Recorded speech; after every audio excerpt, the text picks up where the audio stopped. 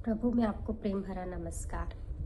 आज हम बात करने वाले हैं क्या हमें नया जन्म मिला है और ये नया जन्म क्या है। जब हम क्राइस्ट में आते हैं, जीसस क्राइस्ट को हम जानते हैं, सत्य को जानते हैं, अंधकार से प्रकाश में आते हैं, तो हमें एक नया जन्म मिलता है। वो नया जन्म क्या है, क्या हमें मिला है और क्या हमने नया जन्म को पाया है और उसके क्या साइन है, इसके बारे में आज हम सीखेंगे। तो यूहन्ना का चैप्टर 3 से 6 में हम जब पढ़ते हैं, उसमें लिखा है, यीशु ने उसको उत्तर दिया, मैं तुमसे सच सच कहता हूँ, यदि कोई नए सिरे से ना जन्मे तो वे परमेश्वर का राज्य देख नहीं सकता। निकोदेमुस ने उससे कहा, मनुष्य जब बूढ़ा हो गया तो कैसे जन्म ले सकता है? क्या वह अपनी माता के गर्भ में दूसरी बार प्रवेश करके जन्म ले सकता है?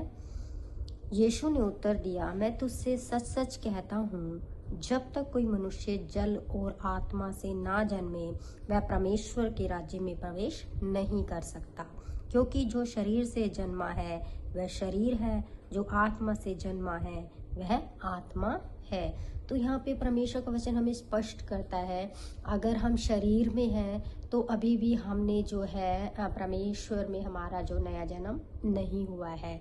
लेकिन नया जन्म पाने के लिए जब उनका निकोदेमुस पूछता है कि क्या करना चाहिए, तो उन्होंने बोला है कि आत्मा, जल और आत्मा का हमें बपतिस्मा लेना चाहिए। मतलब कि परमेश्वर एक आत्मा है और हमें परमेश्वर को जानना बहुत ज़रूरी है। जब तक हम जल की डुबकी नहीं लेंगे और आत्मा में परमेश्वर के अनुसार नहीं चलेंगे, तब तक हमारा नया जन्म नहीं हो सकता है। और नेक्स्ट वर्सेस में 2 कुरिन्थियों 5:17 में लिखा हुआ है कि इसलिए यदि कोई मसीह में है तो वह नई सृष्टि है, पुरानी बातें बीत गई है, देखो सब बातें नई हो गई है। अगर जब हम जब नए जन्म लेते हैं और परमेश्वर को ग्रहण करते हैं, तो हमारी जितनी भी पुरानी बातें हैं वो सब बीत गई। हमारे गंदे सोच विचार, हमारी गंदी आदतें, हमारी गंदी बातें, जो हम गलत करते थे, झूठ, फरेब, लालच, ईर्ष्या, जितनी भी कड़वाहट थी, किसी से लड़ाई झगड़ा था, नफरत थी, वो सब, किसी ने हमें धोखा दिया, सबको भुला के अब हम नई सृष्टि हैं। परमेश्वर में हमें सबको माफ़ करना है। अब पुरानी बातें जो बीत चुकी है, अब हम परमेश्वर में हैं, परमेश्वर के अनुसार हम चले तो हम नई सृष्टि है। अब कोई भी पुरानी बात हमारे जीवन में नहीं दिखनी चाहिए।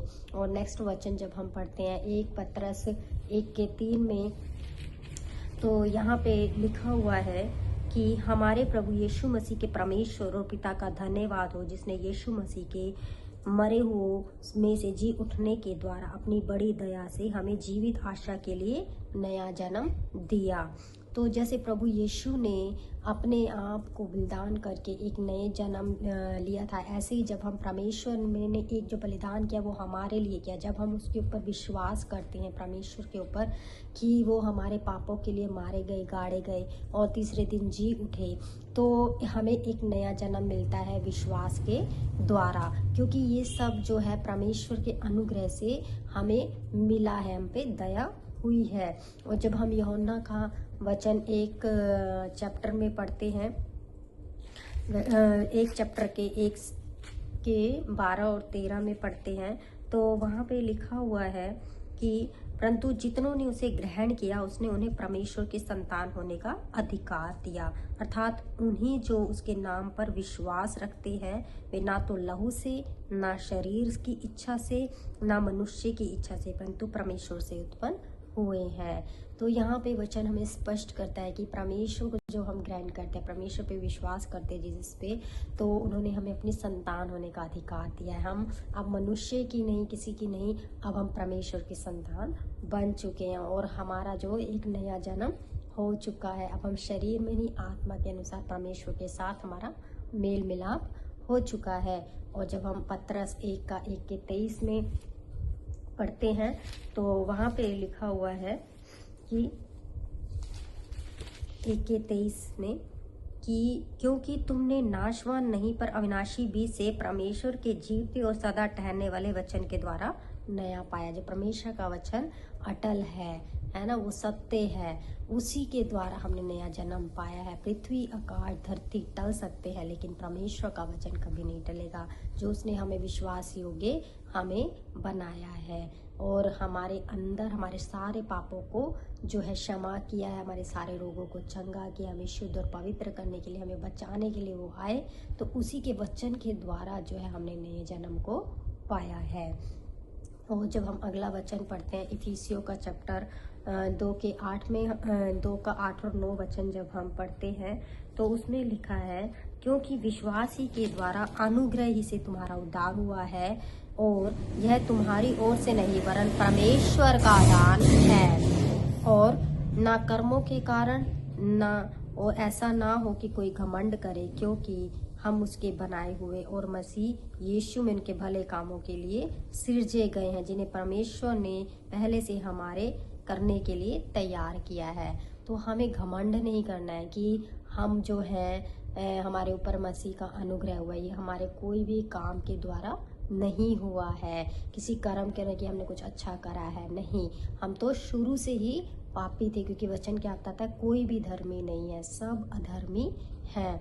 तो परमेश्वर ने हम पे दया की, हम पे अनुग्रह किया, हमारे पापों को क्षमा किया, हमें चुन लिया, और परमेश्वर की करुणा सदा की है हमारे जीवनों में। तो इसीलिए हम घमंड ना करें, हम दीन और नम्र बने, जैसे परमेश्वर ने हमसे प्रेम किया, वो प्रेम हमारे जीवन से बहने पाए दूसरों के लिए, और हम भी दूसरों को सुसमाचार दें ताकि वो लोग भी बच जाएं। जैसे परमेश्वर ने हमें बचाया, हम पे अनुग्रह किया, ऐसे ही परमेश्वर का अनुग्रह उन सब पे भी होने पाए। और ये इस तरीके से हम जो है नई सृष्टि बन सकते हैं। तो हम साइन देखेंगे कि क्या सचमुच हम नई सृष्टि बन चुके हैं। जब आपको नया जन्म मिल जाता है तो ये आपके साइन होंगे, और इसमें आपको समझ में आएगा कि सचमुच मैं नई सृष्टि में हूँ या अभी भी मैं पुरानी सृष्टि में बनी हुई हूँ या बना हुआ हूँ। तो पहला जो है, इसमें पाप के प्रति आपकी जो भावना होगी वो जो है घिन करोगे आप, मतलब कि आपको अच्छा नहीं लगेगा, घृणा आएगी, नफरत होने लगेगी, आप पाप के घृणा करने लगोगे। और जैसे परमेश्वर को अच्छा नहीं लगता है पाप में, ऐसे ही हमें जो है बिल्कुल अच्छा नहीं लगेगा। ये सबसे बड़ा साइन है, पाप से आपको अत्यंत घृणा हो जाएगी। दूसरा क्या होगा, जब आपको इच्छा केवल परमेश्वर की आज्ञा का पालन करने की होने लगे तो समझ लेना कि आपका नया जन्म हो चुका है। केवल और केवल आप परमेश्वर के बारे में सोचेंगे, परमेश्वर की इच्छा को पूरी करेंगे कि प्रभु ने मुझे किस योजना के तहत बुलाया है, जो सच्चाई को मेरे जीवन में प्रकट किया है, तो उसको हम प्रभु की इच्छा के अनुसार हर काम को करना शुरू कर देंगे। और इस तरीके से हमें पता चलेगा कि हमारा नया जन्म हो चुका है, यदि हम उसकी आज्ञा मानेंगे, और इसी से हम जानेंगे कि हम उसे जान गए हैं। ठीक है। तीसरा है, अब आप संसार से अलग हो जाएंगे। कैसे अलग हो जाएंगे? बाइबल कहती है, तुम ना तो संसार से ना संसार की वस्तुओं से प्रेम रखोगे। मतलब ये सारी चीजें जो है हमें फीकी लगने लगेंगी, और केवल परमेश्वर के प्रेम में हम इतने रंग जाएंगे, केवल हमें ये लगेगा कि क्या परमेश्वर हमारे लिए कहना चाहते हैं, क्या परमेश्वर के अनुसार है नहीं है। बाकी हम कोई भी संसार की बात को महत्व नहीं देंगे, इम्पोर्टेंस नहीं देंगे, और परमेश्वर के अनुसार हम चले